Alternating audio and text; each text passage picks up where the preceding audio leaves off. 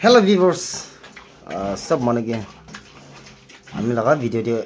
welcome করেছি এটু গাউরি লইকে আসে তো अराउंड 60 কেজি আছে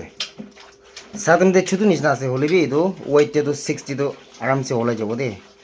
এটু 60 কেজি এনেকা তো হই যাব তাই এটা হিট বি হলাই যাচ্ছে তো কোনবা লমন থাকছে গুলে